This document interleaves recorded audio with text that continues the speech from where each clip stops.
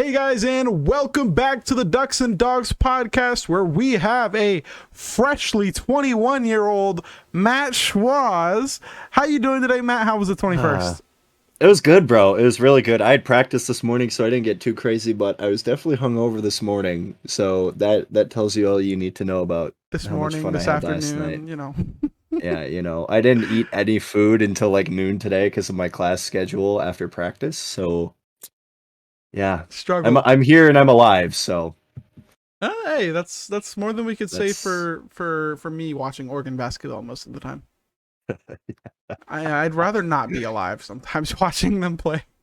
hey, first topic right into it. UW Oregon tonight. Let's get it. Ducks Let's versus get it. Dogs. Yes, sir. That's the whole I mean, podcast. Matt, got a chance? yeah. Huh? Do you have a chance? Eh.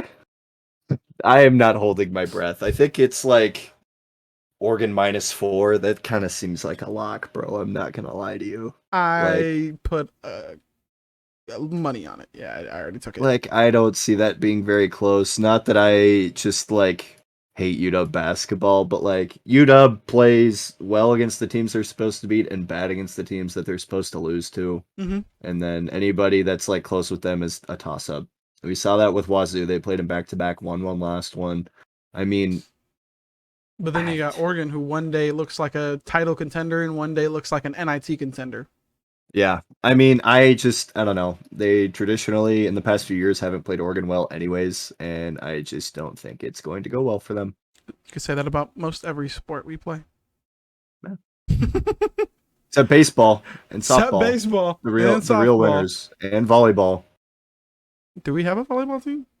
Yeah, they're actually pretty good. We are? Wait. Pause. Sorry to any volleyball fans watching the podcast. I don't watch Oregon volleyball. Sorry. I keep up with UW volleyball. Yeah, they were pretty good. They were 22-9. So. Not bad. I know our acro and tumbling team is really good. Mm-hmm. But yeah, we just lost at Baylor. One of my friends played for Baylor when they won the title, and I'm like, oh, okay, fuck yeah. Damn. That's but tough. So yeah, it should be fun. Oregon needs to win this game. If they lose it, it pretty much kills their entire hopes of making the dance. I think losing to either Washington or Wazoo knocks you out. Like, that's a loss you cannot have on your resume at this point, especially with how the first part of their season went. And losses to what? Did they lose to Arizona State or Oregon State recently? Everybody on Earth. I know that they had a bad loss. If they're not that good, we lost to them. And if they're a top 10 team in the country, we probably beat them. Yeah, probably.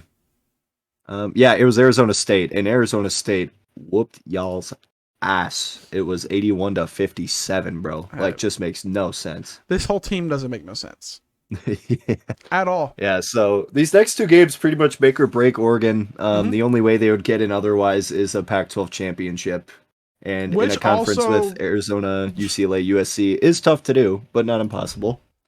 Oregon Oregon beat two of those tems. Yeah. And damn near beat Arizona. Yeah, had a good chance against Zona, so you never fucking know.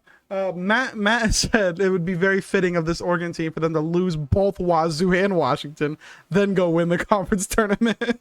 I mean, really, like you couldn't script it any better. Maybe they'll throw these games to get like a 7 seed in the tournament and just run the table and play all the powerhouses early to win it. Yeah, you got to beat all the good teams early, otherwise you're not gonna do anything. Because when you play a bad team, you lose. Yeah.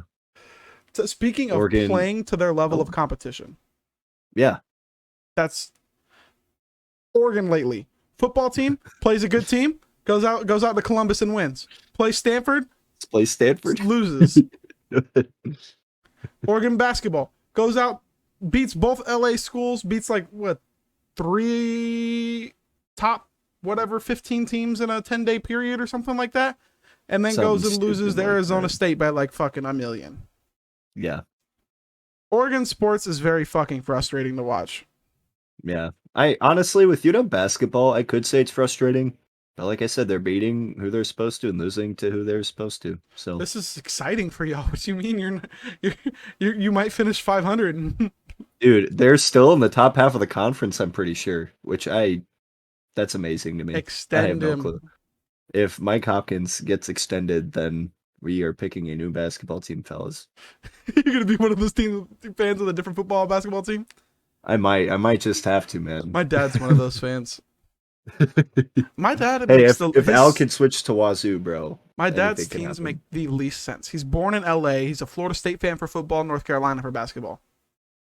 That seems agonizing. Born in Well, LA. I guess not North Carolina basketball, but the Florida State football thing. And since he's been alive, USC smoked people. Yeah. But he's like, nah, Florida State. What his thing is like whenever we live somewhere, he adapts to that team. So like he was a Braves fan, and now he's a Rays fan. Interesting. Because we're in the Tampa area. I feel like if you move a lot, it gets to the point where like that gets exhausting. But also I kind of understand it. He's moved to Florida like 5 different times.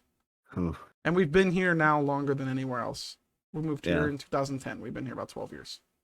Yeah, my dad grew up a Packers fan. Well, here's the interesting part. He grew up a Packers fan, but lived in Minnesota. Like, how in the world does that work? I'm pretty sure my dad grew up a Steelers fan, at least as a kid. But he's been a Bucks fan since the 90s. I am unfortunately emotionally tied to Seattle sports, which will be the reason why I die at the age of 35. So it could be worse. You could be a Cardinals fan. This is true.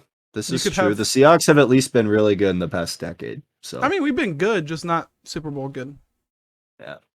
We've had some good players, man. Kurt Warner, you got Kyler Murray now, DeAndre Hopkins, Larry Fitzgerald. Still no title though. Yeah. That's crazy. What was his name? How am I forgetting his David Johnson? Those 2 years were magic. When he was in his prime, oh my god. He was insane. I picked him up on a waiver wire for fantasy the year he blew up. I picked up Cordell Patterson on waivers this season. Best decision I've ever made in my life. It's great, man. Oh, you know what is going on right now that I didn't even think of before we were starting the show? The Combine started today. Oh, yeah. Time for some guys to show out, huh?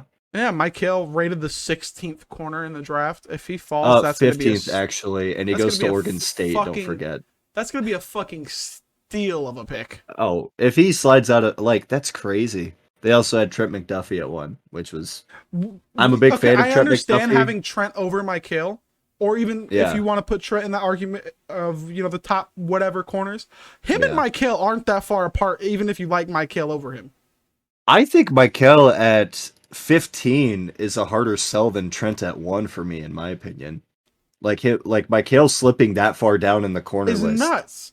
Is insane to me. Because at least Trent, I feel like you can make a case, case for that. But I'm saying you couldn't fully say. I feel like any non-super Doog or Kook, you could argue either way of Mike Hill and Trent not being far off from each other in terms of their ability to play corner.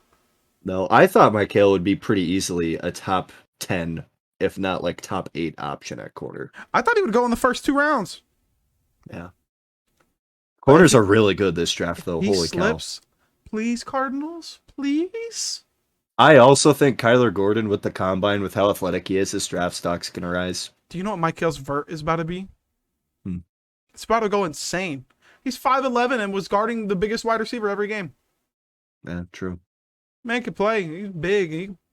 I can't wait to see Mike Hill. It happened last year, though, with Javon Holland, too. Yeah. Speaking of the draft with KT, is he, he's been falling recently for, no reason? Same reason Herbert was falling and Panay was falling. Overthinking it because they've been good. Everyone's been hyping them up for 3 years in a row. So now everyone's getting tired of hearing the name and it's becoming stale. Now Panay Sewell is one of the best young tackles in the league. Justin Herbert's one of the best young quarterbacks in the league. You could argue the same thing happened with Javon Holland. Now he's one of the best young safeties in the league. Yeah, I'm just surprised because people are talking about KT maybe slipping out of the top 8, which is kind of absurd to me. Someone would get fired from some team. Yeah, and whoever picks him up after that, that's a complete steal. Absolutely. I understand that teams have different needs, but you can't tell me somebody in the top 8 couldn't use KT. Aiden Hutchinson is a good player, by the way. He's not fucking Kayvon. He doesn't have the talent of Kayvon. He played well. He was efficient. He produced, but he doesn't have the natural raw ability that Kayvon has. Yeah. You could argue nobody in this draft, regardless of position, has the natural, just gifted ability Kayvon has at their position. Yeah. The thing about Aiden, though, is that he's like a pure edge, and NFL teams really like that. Yeah, That's the thing. except the thing is, a lot of the best guys aren't pure. Chandler Jones, Von Miller, all these guys aren't pure edge rushers. Yeah. And, Sure. it's interesting. But we'll see. We'll see how it plays out. If he We'll falls, see. if Chandler Jones is destined to leave my Cardinals, we could sign and trade to go get a pick to take KT. I wouldn't be mad. Yeah. Let's add fuel to the offseason natty fire and have Trent go over KT. Can you imagine? First of all, someone would definitely need fired at that point. Someone would definitely be Hang on the banner. severe drugs. Hang the banner. Trent is good. Yeah. Top 10? No. I think I think he's top 15, top 20. As good as he could be, there's just guys I'd rather have over him, regardless of position. Yeah. Mm-hmm. I like Sauce a lot, bro. And I really do. You still have to think the ceiling for Stingley is still insanely high, although he didn't play as well recently. His ceiling is still probably the highest in the class.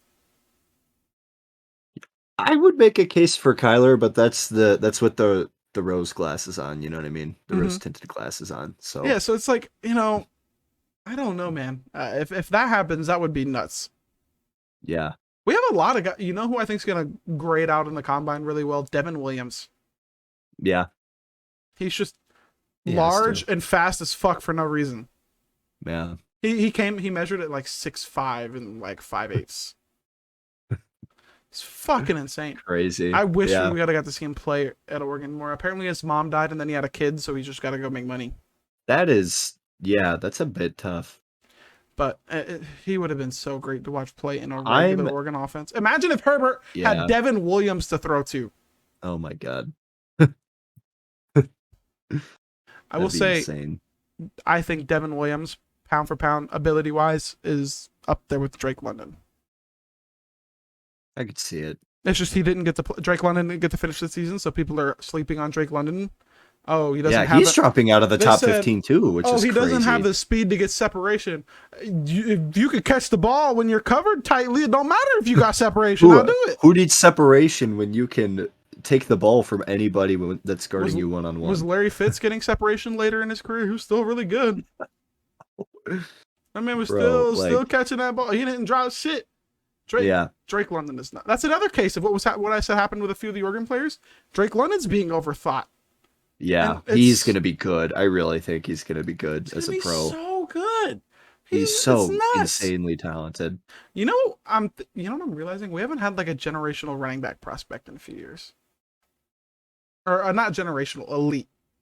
We haven't even had an elite running back prospect. I feel like just the way the running back position is in football, though, like it's kind of the last one we saw remotely close was Jonathan Taylor. And that's because the offensive system he's in caters to him running the ball 30 times a game. I think some people thought even longer than I did that CJ Verdell could have been that because of how he played, but then he gets hurt every other day. Yeah. I just think the way the running back position is now, it just doesn't matter all that much. Yeah, but you look it has an impact. It can have an impact. Like, don't get me wrong. Having a good running back is a great thing. An elite running back can turn your team around faster than any position other than quarterback. What turned the Cowboys around? Ezekiel Elliott. What turned the Cardinals around a few years ago? David Johnson. They went from being mad to above average, though. Like that's not. I wouldn't say the Cowboys had a Zeke's first couple years. They were competing for the NFC. Yeah, but it's kind of been same old since. Yeah. They have a short shelf life, but I'm saying getting on your team, they could turn around your team faster than most any position. Like you go look at the Rams got Todd Gurley, went from mediocre to a Super Bowl. Mm-hmm. What's another scheme dependent too, though? Like those teams wanted to run the ball with those guys. Oh yeah. A lot of the teams, you gotta be the right scheme, and you gotta have the right coach to work with those running backs. Well, running backs that get taken high usually do. Like the offenses are willing to, build their offense around it. I mean, look at Derrick Henry. Like it took him a few years to come out of his shell, but that entire Titans offense revolves around him. You know what was the most unoptimal draft for a running back I still think could have been really good. Hmm.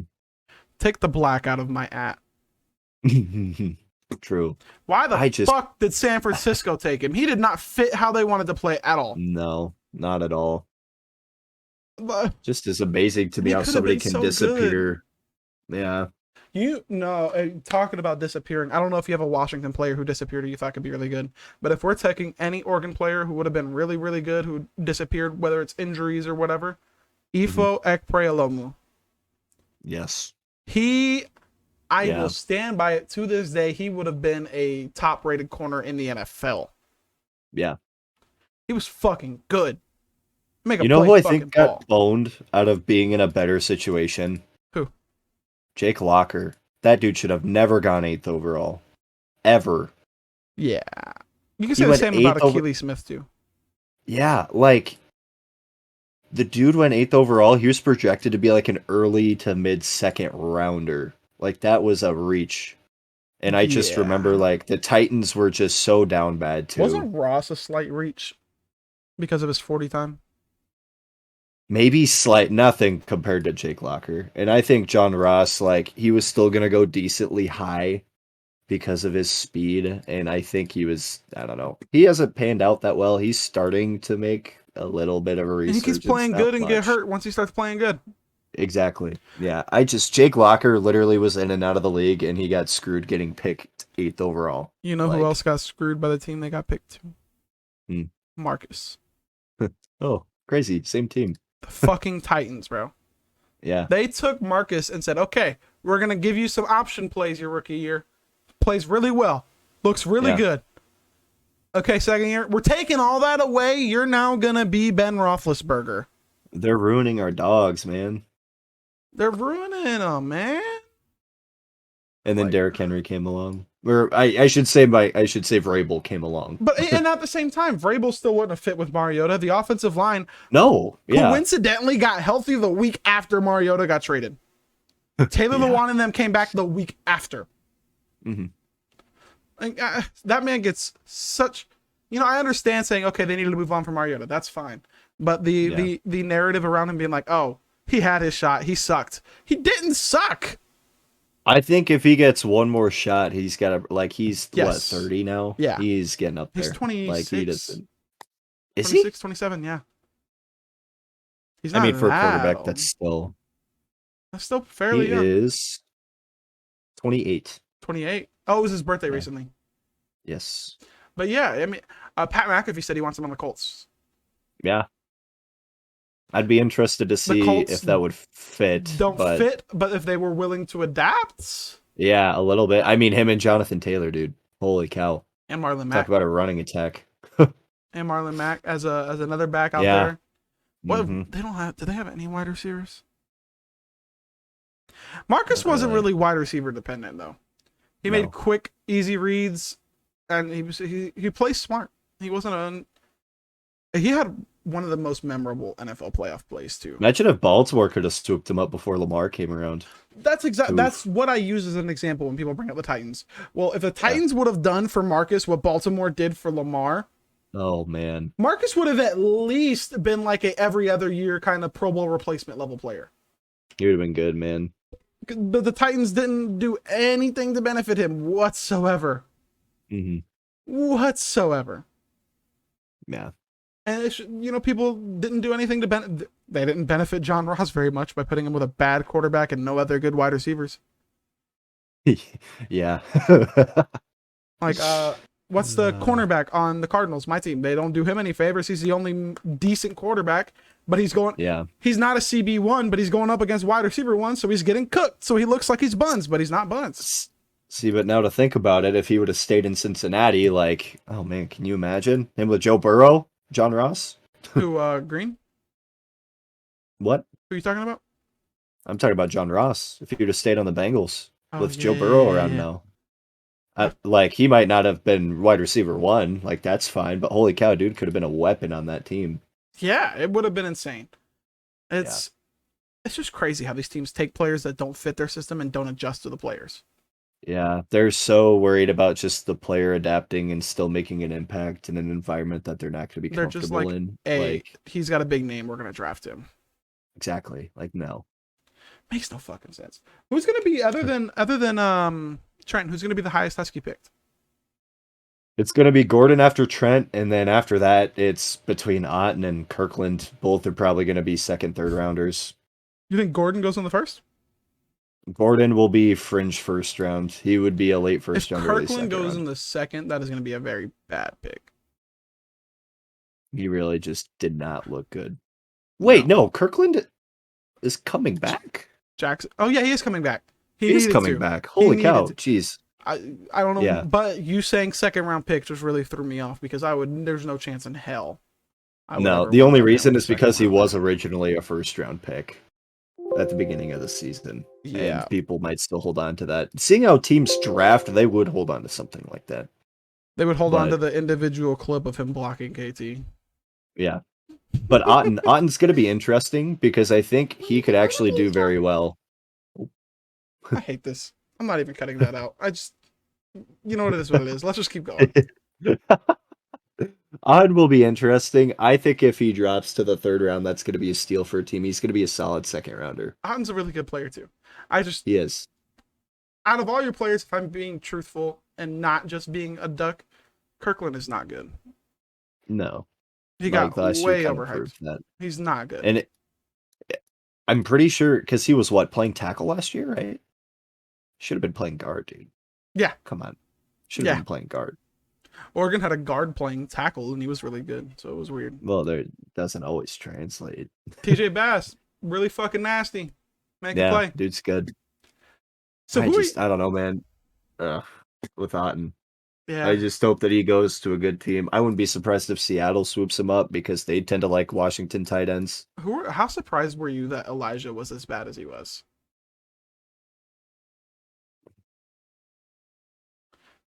I don't know, because the Titans' defense was bad. Yeah, but they always kind of suck. Yeah, but you can win your individual matchups if you're good. You can. And I don't know if you can make the system argument so much. Yeah, no, you can't make the system argument so much for defense. I feel like an offense. Yeah. Unless you're playing I'm surprised. 5 tech at the 4i, like fucking what's his name was trying to do with Kayvon. Mm-hmm. Like what? Now my question is, what did scouts see? Because Elijah dropped so far below what people thought he was going to get picked at too. So like, did they see something? They had to have. Husky fans thought he was going before Javon. Yeah. Well, I remember late first round, people were expecting him to go. And yeah, Bro didn't get touched. Javon fell to mid-second, I think, too. Yeah. But hey, Javon played great. I like Molden. I hope he turns it around. I do too. And maybe a change of scenery is necessary. Granted, we have 1 year to go off of, so like. Yeah, but if it's that far to one extreme, you typically are like, okay, we kind of understand what's going on here. Like with Mahomes. Sometimes a change of scenery for guys. Yeah, like change of scenery can do a lot. I guess we'll see down the road when his rookie contract is up. Let's get Molden and Mariota on the same team. We'll both be cheering for it. Nice. There you go. So do you have any thoughts about what recruits you guys are going to land here in the near future? Well, I can tell you from the visits that like just recently happened, they had a few of the top 5 recruits. They had Presley on campus, I believe. In the state, sorry. Didn't specify that. I should. I guess I really shouldn't have to specify that. Yeah, because are they gonna have the other top 5? But you know, Matt roasting his own team. Hey, you have to have some fun, man. How else do you get through rooting for a 4-8 team that started the season top 20? That was good. Lost 2. He said, I guess Montana. He said, no, hold on, do that again. Hold it up. All right, perfect. I can get it. Go Grizz. I can get that screen cap. Yeah, I told you, Rogue. The Grizz are my FCS team now, so it was a win-win either way. Oh, that fucking kills me. Anyways, continue. Yeah, no, they had Jabari on campus, who is a 4-star. They had Caleb on campus, who's also 4-star. I can't remember if they had Wagner on campus.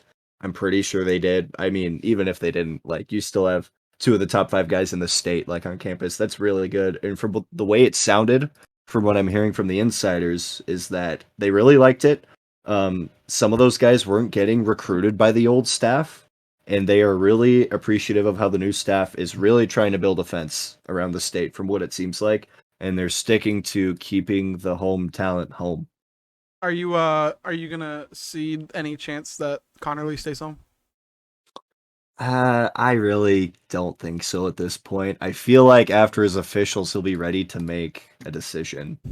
It would really have to come out of like the only way he would commit to Washington is if he waits until after the unofficial, and even then, they are team 3 behind USC and Oregon by a long shot. So where do you think it's USC right now? I think it's USC, but I'm like him going to Oregon wouldn't shock me. Him going to Washington would shock you? I at this point it would, honestly. It really would. See, so he's not counting him out, and the relationship with the current staff that he has is really good from what it sounds like, but it would be a surprise. I think winning games is a big factor for him. Yeah. I mean that in the least shit-talky way possible too. I just think winning games matters to him. No, and a couple of recruits that were on campus actually said that when they were interviewed. Like, they want to see them win some games, before they make that decision. And, like, they like what they have going on at Washington right now with the new staff, but they have to see if it's all just talk. You know what I mean? Yeah, you can't just... It was the last staff was talking about West Coast dominance, you know what I'm saying? And yeah. At least the new staff is putting effort into it. The last staff did not. For sure. So for sure. They're putting in effort. That. They're trying to recruit at least. Thankfully, they're offering more than 7 people. Yeah. Offer 7 people, land 0. Why don't we have a good class? Oh, what happened to our class? Why did we have 10 signees? We want our offers to mean something. Well, apparently they don't. Yeah. Okay, geez, man. Okay, geez, bro.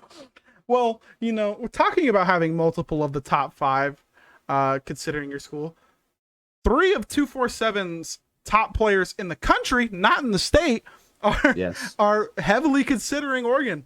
You have Nikolaus, who is probably going to Oregon. Wilt Fong gave him a 6 confidence pick to Oregon, but Rivals seems to think Oregon's like in last place, which, okay, go off, Rivals. Whatever, dude. Yeah. Matayo Uyungale, who is Clemson, USC, Oregon.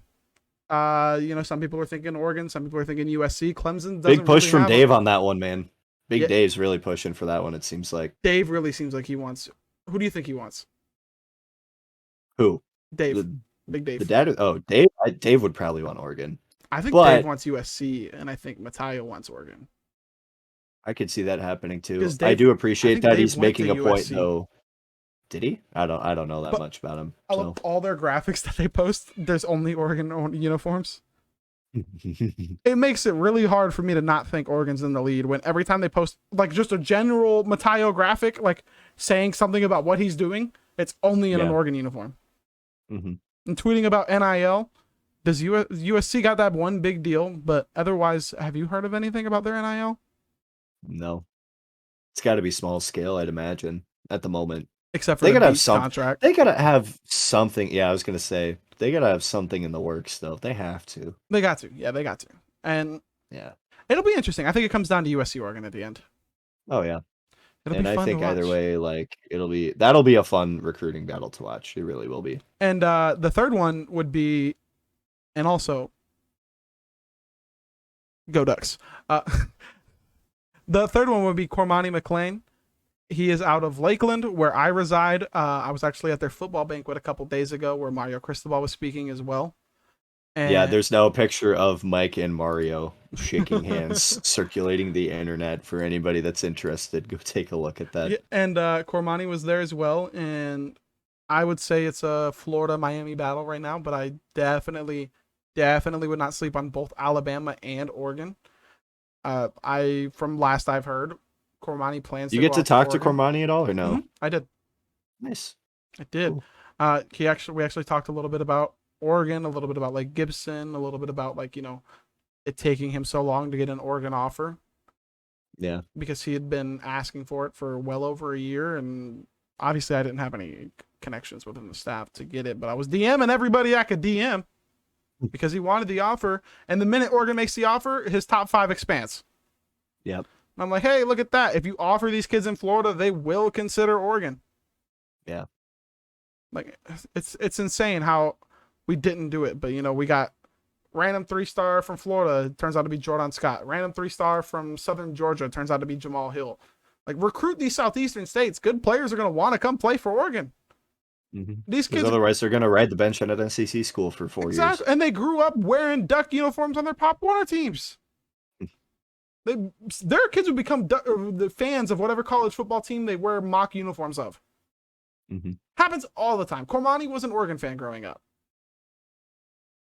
Like, it's why we weren't recruiting it is nuts. But Cormani would be the third in that top 5 that we are recruiting for. He's probably the least likely. Yeah, 100% by a long shot. But getting a 5-star from Lakeland to come all the way out to Eugene would be huge. That'd be huge. And then you have his teammate who currently is a 4-star, but I will bet a large amount of money he ends up a 5-star. He's a 2024 corner. His name's Brayshawn Williams. He's got an Oregon offer. And then they also have a tackle. I believe he's a 2023. He might be a 2024. His name is Janoris Wilson. He also has an Oregon offer, so I think they might all come up together. Which would be huge. If you can get all 3 of them on campus at the same time, that would be big. Because they're going far. They're going far. That would be huge. It would be great. Oregon's really gonna have a really good recruiting class. I did not think recruiting would be able to even keep up with what Mario had going here, but I think it might exceed what Mario had going here in terms of recruiting. I guess that's what happens when you go get Xbox Tosh and a staff full of previous potential accused violators. Yeah. Of the recruiting policy. If you ain't cheating, you ain't trying. If it's also not cheating if you don't get caught. It's also not cheating anymore. Yeah, cheating isn't real actually at the moment. Like, oh, it was. How do you get that money? Oh, he's sponsored by Nike. Oh, okay. Sure, this is fine. Oh shoot, Oregon also got another big donation from a multi-billionaire not named Phil Knight.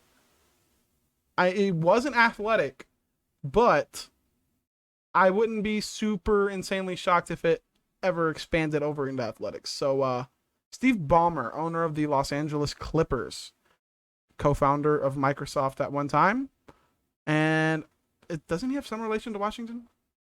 Probably. If he has anything to do with Microsoft, yes. So yeah, he helped found it. He was one of the original guys with. And he just donated $500 million to Oregon for academics, but nonetheless, his wife is a Duck. Yeah. So that could be huge for the, once Phil's gone, Oregon's gone crowd. Go from money, dude. Go from Phil, one mega billionaire booster, to an even richer mega billionaire booster. That would be wonderful. And then his also mega billionaire son. Yeah, like they think this money that Phil has is just gonna disappear into thin air. I'll take some. Like that if he's giving it away. That whole thing. And I guarantee you there was something involved when he stepped down at Nike that there's still going to be that relationship with Oregon until Nike is no longer a company. So until the universe ends, basically. Exactly. Like, y'all think just because Phil's gone, Nike's going to be like, oh yeah, we don't care about these guys anymore. We're literally their testing grounds to see if their shit breaks or not. Yeah. They get free to, obviously other schools would definitely sign up to be free testing, but why wouldn't they do it with the school that helped them build what they are? It makes no sense. Yeah. So best recruit you think Washington has a chance at landing in this cycle?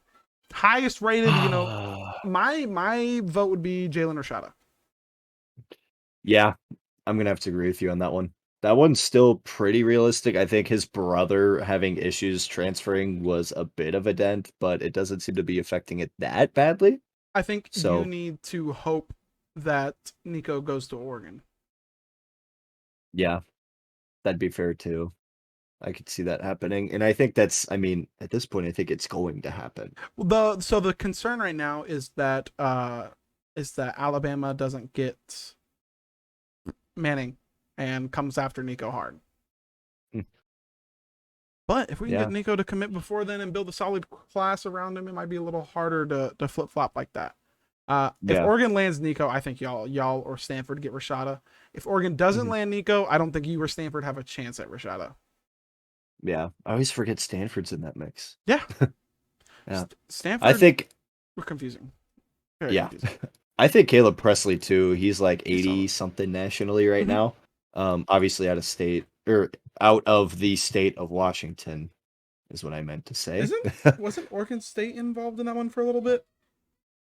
I think for a little bit, definitely not anymore. Now That it had says to have he's been born early on on. Oregon, and I'm like, yo, wouldn't he be like our quarterback, like 6?